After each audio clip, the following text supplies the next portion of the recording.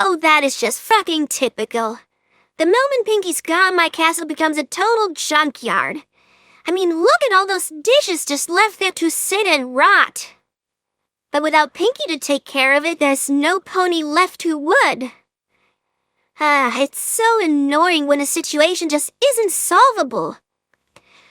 Oh, wait a minute, that's right, the duties were also being done before Pinky moved in. Well, guess it's time I told Spike he's back in business concerning that. Spike? Hello, Spike? I got a job for you. What the fuck? Spike? Oh my god, someone get Spike! What'd I do? I'm gonna call the police! Hey, no need to work yourself up like that. I'm fine. What? It's the Spike! But how can you be standing there? Who the hell is that then? Oh no, don't tell me now this is some parallel world, Spike. God, I am so fucking done with multiverses. Hey, chill out, it's not. That's just a clone I made with the mirror pool. Oh, okay. Alright, then allow me to ask the obvious question. Why did you make a clone of yourself with the mirror pool? And even more obvious, actually, why the fuck is he dead? Well, because I killed him. I used my usual method by first knocking him unconscious with a gemstone and then choking him until his pulse went away. And just so you know, if you hadn't just waltzed in here and started screaming bloody murder, I'd have gotten rid of him in a few minutes. Okay, so I'm just gonna accept the fact that you couldn't care less about murdering another dragon who looked exactly like you. But what I still don't understand is, why all this? Because of this, Twilight. A letter? Yes, but not just any letter. I found it today while I work at the post office and I saw that it's from Cozy Glow. I mean, it has been quite a while since we heard from her, so it sparked my interest.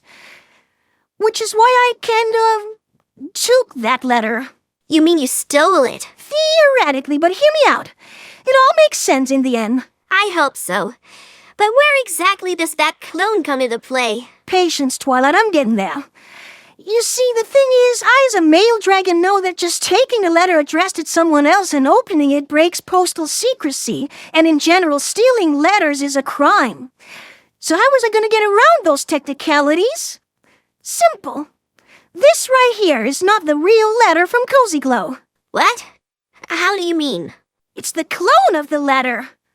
After work, I went to the mirror pool and dove in with the letter in my claws, which then spawned a clone of me holding the letter.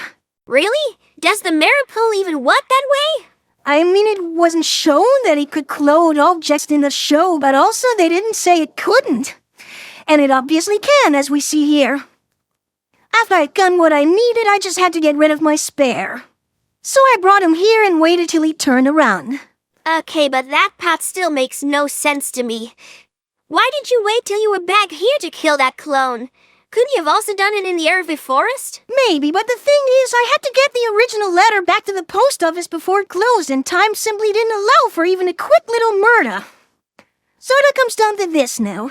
Since this is not the real letter and the actual one is safely on its way, I didn't actually steal it.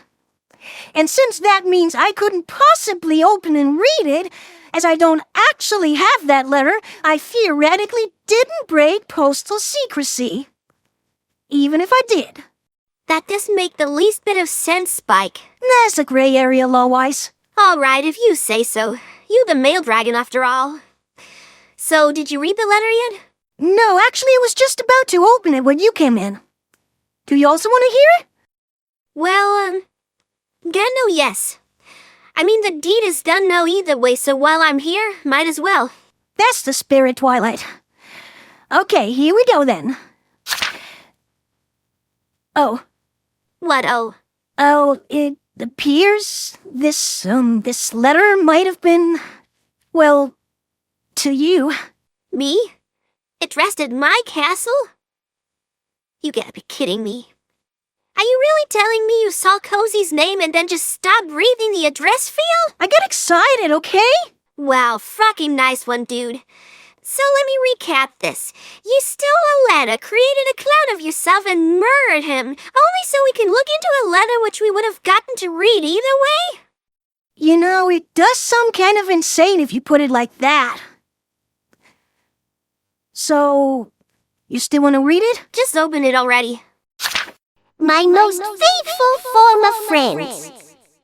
In light of the prolonged nature of time past since we last came into contact, allow me to paint you a small picture of all the endeavors I have been up to since. First and foremost, I pray that you are having a wondrous time, such as myself have also experienced in time being. My career is met with a steady growth, and once deemed ludicrous goals have come to fruition. The crossover between the mysterious Madwell and the Power Ponies is set in stone, and the first scenes are already being shot. I was also able to purchase my very first luxury manor on the hills of Applewood. Most prominently, however, I must say is the fact that I am now not only a frivolously acclaimed movie star, but also host of my own talk show, in which I invite other celebrities and talk with them about me and my projects, my movies and shows. Apparently, the demand for shows where rich and famous ponies just spend an hour talking about themselves is high as ever. Ever since my jump-starting act as the villainous Cozy Doll, I have been flooded with invitations and requests that I play part in numerous projects. Most of which, however, I had to decline, sadly, for one and only a single reason. All of which was also gonna co-star Equifina, and that alone just ruined the entire movie. Seriously, people, stop hiring Equifina and get real actors in VAs again! Forgive me that uncouth outburst, but I just had to rid my soul of this build-up frustration. However, outside of the secrecy of mail, I dare not speak my actual mind, lest I destroy the career I worked so hard to build in a heartbeat. Furthermore, I am currently getting into contact with Hasbro Studios in order to film a small 6-part documentary about my time and friendship is magic and the deep trauma I faced there, which I only realized years after the fact. I mean, in actuality, I do not, but it's just cool at the moment to look back on your past project and see all the ways it was actually bad and harmful in retrospect. Now you might be wondering why Hasbro would do a thing like that, purposely expose themselves to these scandals. Well, the answer to that is rather simple.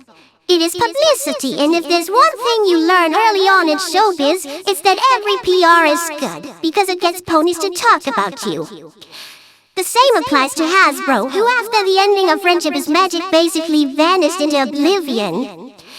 And as for me, I can always use a few thousand bits more. And since if anything we'd only have to fire some small serious executive, if there are even consequences for anyone at all, it's a small price to pay. I must say, however, this documentary is coming at just the right time, as because of all the commotion that surfacing trauma of mine is causing, another studio felt compelled to contact me and offer me a role. A role which was meant to be for me a once-in-a-lifetime chance. The main role of the movie version of the Little Sunshine book series by Nightshine. Though it is to be admitted that I do feel some concerns about this project, not because of me, but because of the rest of the cast. While I am a fully mature actress, all the classmates are going to be played by actual foals. Yes, mind you, Twilight and her friends, but I'm actually nearly twice as old as you are. Which in turn makes me feel a little creepy being around all those foes and pretending to be their classmate. But on the other hoof, it does wake a somewhat nostalgic feel through the early 2000s, back when they would also cast adults to play teenagers. Those were the times, back when they still made good movies. But I digress.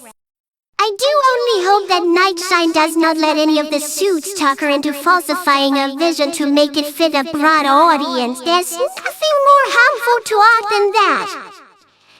I mean, what if they decided instead of focusing on a kindergarten filly finding new friends, they instead make it about her becoming really popular and cool? I honest to God hope not, because if they do, I quit the role. There is very little which I despise more than the trope of the wallflower becoming pretty. Because they always do it wrong. First of all, the girl in question is always from the get-go decently attractive. And when she finally finds her inner beauty, how does she do it? By slapping tons of makeup on her face, buying an expensive dress, and changing up every single thing about herself to become conventionally good-looking. And that's not how it goes in the real world. I, for one, cannot just slap a fancy dress on and all of a sudden I'm fully grown. Sorry once more, but I just had to say to some pony. You cannot imagine the pressure you're under as a celebrity. All the ponies constantly observing you, lurking for the moment you say something to be used against you. Anyway, I just realized the length of this letter is quite extraordinary, so allow me to cut myself short here. In summary, I'm doing very well, and I hope so do you.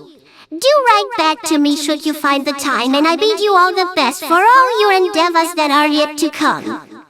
Fare met and well, my friends. Yours in earnest, Cozy Glow. All right then, I guess there was a letter. Say, is it just me, or does it feel like we didn't actually read it at all? I couldn't tell you one thing she was talking about. It was just so much, man. Yeah, well, that's Cozy Glow for you. I'm really glad that you went and killed a clone of yours just so we could read this letter.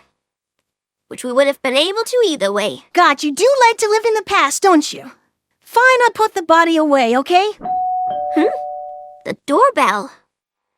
Who could that be and not expecting anyone? You? No?